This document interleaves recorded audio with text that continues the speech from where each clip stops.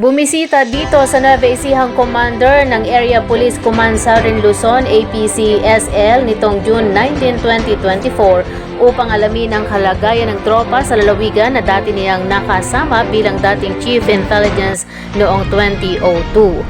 Si Police Lieutenant General Roderick C. Armamento, ang commander ng Area Police Command Southern Luzon APCSL, ay mainit na tinanggap ng commander ng Command Group at Staff Provincial Police Office sa pamumuno ni Police Colonel Richard V. Caballero, Provincial Director NEPO, through an arrival honor. Sa kanyang talumpati, ibinahagi ni Police Lieutenant General Armamento ang kanyang mga kahangahangang karanasan sa paghawak ng iba't ibang posisyon sa buong bansa.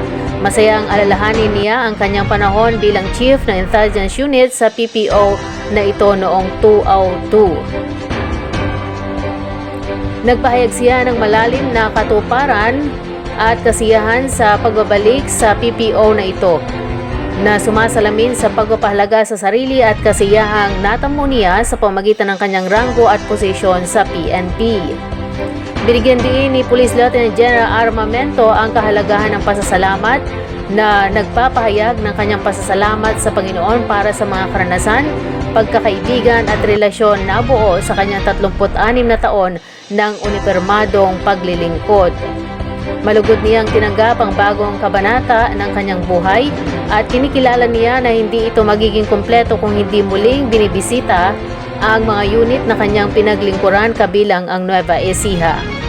Sa huli, sinabi ni Police Lieutenant General Armamento na isang karangalan para sa kanya ang makabalik sa dati niyang tungkulin, isang lugar na puno ng mga alaala at pakipagkaibigan. Ipinabot niya ang kanyang taus-pusong pasasalamat sa kanyang mga dating kasamahan para sa magandang pagkakaibigan na binuo nilang magkasama.